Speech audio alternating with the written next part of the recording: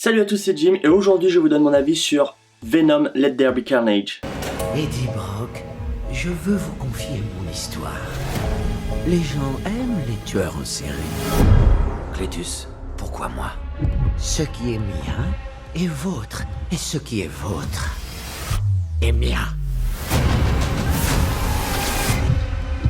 J'ai déjà goûté au sang humain, et ça, c'est autre chose. J'ai enfin ce dont j'ai toujours rêvé. Un carnage.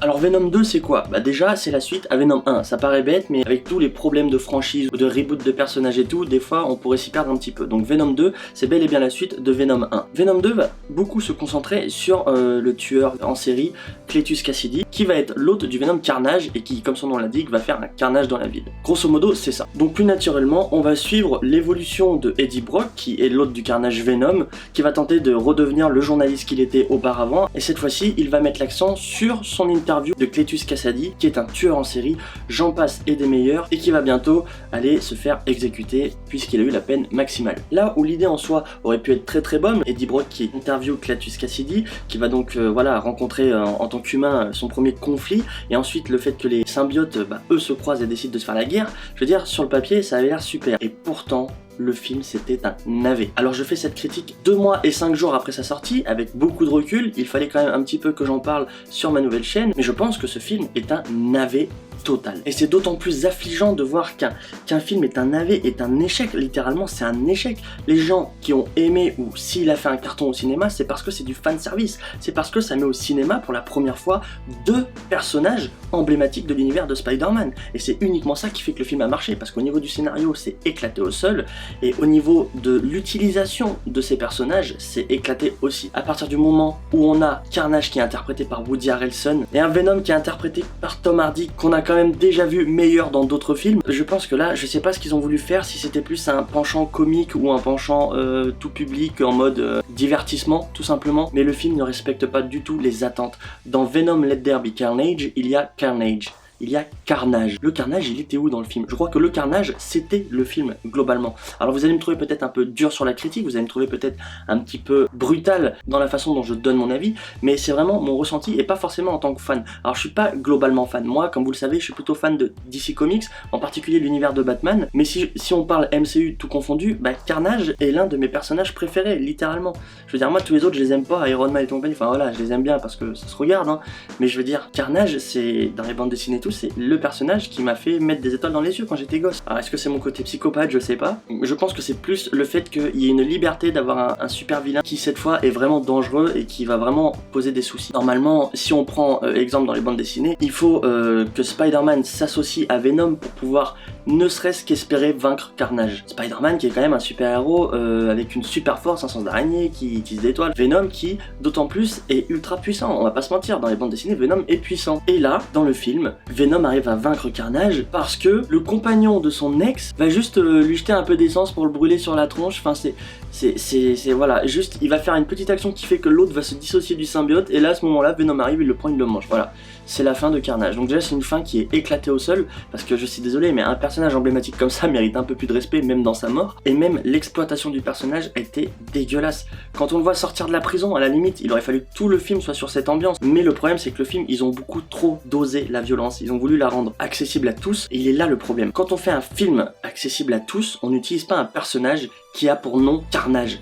Il déploie la violence, surtout quand son hôte c'est un tueur en série, enfin voilà, je veux dire c'est pas possible. Soit on prend le personnage tel qu'il est et on prend le risque de le faire en R-rated, je sais pas, moins de 17 ans, ce que vous voulez, il faut prendre le risque, soit on le prend pas pour le transformer et le rendre bande dessinée quoi, je veux dire. C'est comme si vous tourniez un film d'horreur et que vous disiez, je sais pas, un nouveau Texas Chainsaw, Massacre à la tronçonneuse, et que vous vous dites, ah non bah alors on va le faire mais par contre on veut pas avoir de bras découpés, on veut pas avoir de gens transpercés, on veut pas avoir de sang parce que ça pourrait effrayer le public. À partir du moment où tu décides de faire un film d'horreur, tu t'engages à ce qu'il y ait les, on va dire, les attentes qui vont avec. Et bah pour Carnage, c'est exactement pareil. Carnage, c'est carnage. Il doit faire un carnage. On doit pas juste entendre le bruit des véhicules qui explosent et 2 véhicules de police qui s'éclatent. Ça, on les a dans tous les Fast and Furious. Un carnage, on veut voir qui représente le carnage. Et pour ça, on veut voir, bah, malheureusement, c'est triste à dire, mais dans le film, il aurait fallu qu'il y ait beaucoup plus de morts. On aurait dû voir l'impact que ça aurait de laisser un symbiote, du coup, avec un autre comme Cletus Kasady en liberté, que ça impactait vraiment parce qu'il tuait à tout bout de champ et que bah il y avait vraiment urgence pour intervenir et non pas prendre un personnage hyper emblématique qui est connu sous le nom de Carnage, qui voilà, qui est réputé pour littéralement semer le chaos et puis le rendre bidon quoi. Je veux dire là c'était quoi?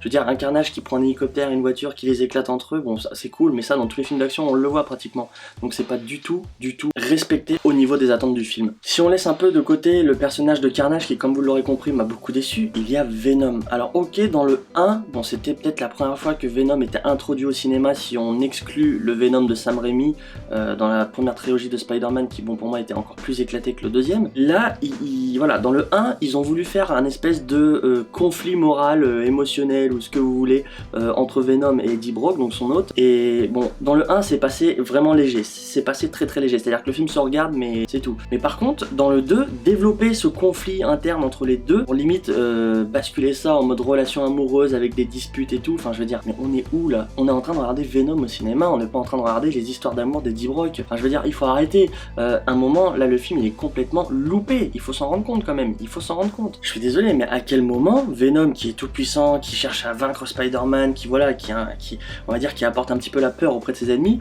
c'est un personnage mélodramatique qui parle de ses sentiments, de ses prises de tête et qui se met à faire la cuisine. Non mais sans déconner. Alors même si dans les bandes dessinées ça arrive qu'on voit ce genre de comportement de la part de Venom, c'est très suggestif. C'est-à-dire que voilà, c'est pas un comportement qui va être son trait de caractère et qui va définir sa personnalité, pas du tout. C'est subjectif, voilà, il fait la cuisine, on le voit dans une vignette d'une BD terminée, on le voit plus après. Mais là c'est beaucoup trop redondant, c'est beaucoup trop répétitif. Et le problème c'est que ça colle à l'image du personnage. Et maintenant quand on regarde Venom, on sait qu'on va rigoler. On sait pas qu'on va voir un film d'action où il peut y avoir un peu de terreur, un peu... Non, on sait juste qu'on va se marrer quand on regarde un film comme ça. Et il est là le problème, c'est que le scénario ne va pas avec le personnage. Et c'est ça en fait qui fait que le film est un navet. Donc le 1, comme je vous ai dit, ça passe parce que c'était le premier et bon, il y avait cette espèce de découverte du personnage et on a été un petit peu plus, je pense, tolérant malgré que beaucoup ont été déçus. Mais alors le 2, là c'est la consécration, je veux dire là on atteint l'apogée de la connerie.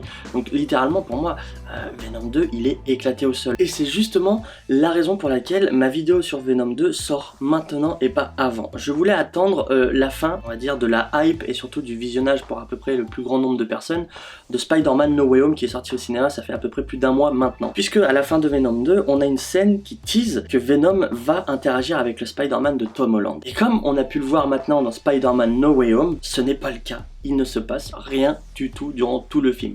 Donc ce qui veut dire qu'en gros, la seule hype du film, ce qui a fait que moi personnellement dans mon cinéma les gens étaient fous, c'est quand dans Venom 2, à la fin on voit Venom qui lèche l'écran avec le profil de Spider-Man de Tom Holland. C'est ce qui a hypé les gens et ce qui fait que le film a été une réussite, en tout cas je pense dans l'esprit de beaucoup de personnes. Et malgré ça, on a vu Spider-Man No Way Home et il y avait Venom nulle part. Venom disparu des radars. La seule fois où on l'a vu, c'était encore une fois dans une scène post-crédit qui était éclatée au sol. Voilà, on reviendra pas dessus. Vous voyez, pour vous dire à quel point la hype d'un film, c'est-à-dire que ce que beaucoup ont caractérisé comme étant une réussite, c'est parce que on savait que voilà, il allait se croiser avec Tom Holland grâce à une scène post-crédit. Donc en gros, le film Venom 2 Let There Be Carnage se résume à une scène post-crédit. C'est triste parce qu'en fait, on a oublié tout le film. C'est-à-dire que les gens étaient plus hypés sur la scène post-crédit qui introduisait Venom à l'univers de Spider-Man que à l'introduction de Carnage dans le film Venom.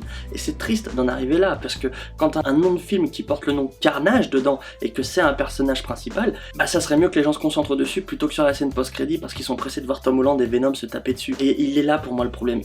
Le film, il a pas pris du tout la bonne direction. Même sur le papier, c'était pas... Voilà, il y a eu un problème. La direction du film avec les personnages, ça va pas ensemble. Et pourtant, ça devrait aller ensemble. Et c'est ce qui fait, je pense, que ma critique est très brutale, elle est très incisive. C'est parce que ils ont vraiment été complètement hors sujet à côté de la plaque. Et je suis désolé. Quand vous êtes en cours, que vous faites un contrôle de maths et que voilà, vous rendez une copie de géographie, je vous dis, vous êtes hors sujet, 0. Bon bah là, c'est exactement le même principe. Le film, il était hors sujet, il était complètement hors attente. Les gens, ils s'attendaient à voir Venom Let There Be Carnage. Quand ils ont annoncé la sortie 2 de Venom après Venom 1, avec Carnage, on a dit, enfin moi le premier, je me suis dit, oh là là là là, ils vont mettre Carnage, ça va être ça va être ouf, ça va être une dinguerie. Et au final, oui, c'était ouf, mais pas dans le bon sens. C'est que c'était une dinguerie, mais dégueulasse. C'est pas possible de rater un film comme ça. Quand on a les moyens, et surtout quand on voit avec du recul l'avancement dans le MCU, l'avancement dans le Spider-Verse, parce que je suis désolé, le Spider-Verse, bien qu'il commence à se développer petit à petit, on voit quand même qu'ils ont des projets qui vont arriver, qui sont quand même déjà teasés depuis plusieurs mois. Je pense notamment à Morbius.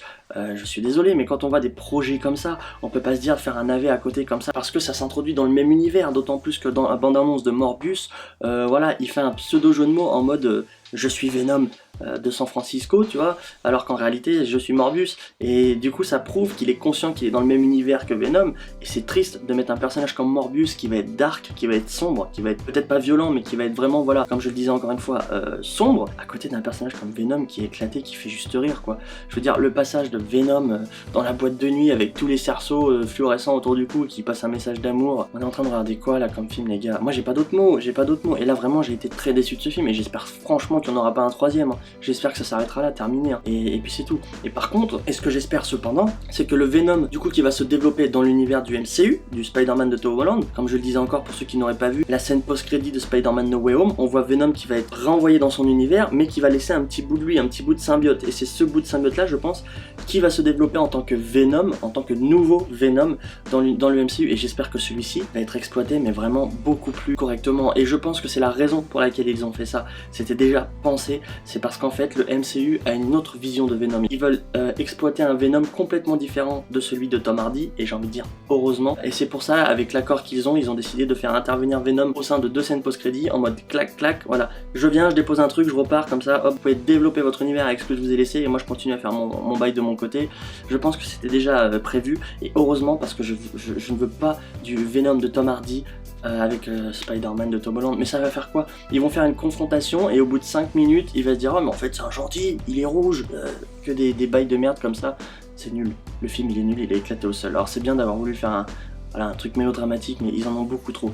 Et c'est le problème pour moi des films, en tout cas des personnages Marvel, c'est qu'ils jouent beaucoup trop sur l'humour. L'humour, quand il est pas dosé, il est pas bon. L'humour c'est bon dans les films. Je vais prendre un exemple tout bête. Iron Man, très souvent il faisait de l'humour dans ses films. Mais il faisait de l'humour même pendant les scènes d'action, mais il était conscient. C'est-à-dire il faisait de l'humour, mais il agissait. Là, dans les films Marvel, je pense à Shang-Chi notamment, voilà, où l'humour est très mal dosé, et ça décrédibilise beaucoup, ne serait-ce que sur la situation, ne serait-ce que sur la scène, et aussi sur l'ambiance du film. Quand l'humour, il y en a trop, ça casse tout. Il faut savoir le doser. Et il est là le problème, c'est que j'ai l'impression que beaucoup de films au cinéma, en tout cas de l'édition Marvel, alors je parle pas forcément du MCU, je parle aussi de Sony, dosent très mal l'humour. Pour l'instant c'est plus du côté du MCU que je porterai ma critique, mais là pour le coup Venom c'est du Sony et il est éclaté, voilà. Donc si je devais résumer Venom 2 uniquement, Let There Be Carnage au cinéma, eh bien c'est simple, c'est un carnage, littéralement, je sais pas quoi dire de plus. L'explication de pourquoi Cletus Kasady est devenu Carnage, on n'en sait rien. Voilà, il a mordu Eddie, ok. Ça voudrait dire que le symbiote s'est introduit en lui, ok, à la limite. Mais à quel moment ça devient Carnage? Je veux dire, Venom, dans le 1, il a déjà pris possession d'autres personnes. Je veux dire, il s'est déjà affilié à d'autres personnes, et ces autres personnes ne sont pas devenues Carnage, c'est devenu d'autres Venom, c'est tout. Donc là, le fait qu'il y ait un autre bout de Venom qui aille ailleurs, ça devrait faire quoi? Un autre Venom, mais je ne vois pas le rapport avec Carnage qui est rouge. Enfin, il y a, en fait, le problème est là, c'est qu'on déjà on n'a pas l'explication de la création de Carnage. On l'a pas. Et ça, c'est un problème. Si on ajoute au fait qu'en plus il est mal exploité, qu'on voit presque rien du film, enfin, je veux dire, il y a rien qui est expliqué. Le film, c'est un navet total. Si vous n'avez pas été le voir, je vous invite quand même à aller le voir pour vous faire votre avis. Mais à un moment, il faut arrêter d'être juste bon public et en mode fanservice activé, et il faut se rendre compte des choses. Là, le film était un navet, je suis pas le seul à le dire, et je pense que c'est pour une bonne raison. Si je devais mettre une note sur 10 à Venom Let There Be Carnage, et bah c'est simple, je mettrais un 2 sur 10, parce que pour moi, voilà, il vaut pas plus. Le 1 parce que je me suis déplacé au cinéma, et le 2 parce que j'ai réussi à le regarder jusqu'à la fin. Voilà, c'est terminé. Mais il vaut vraiment pas plus si je devais lui mettre une note sur 10. Il vaut rien du tout ce film.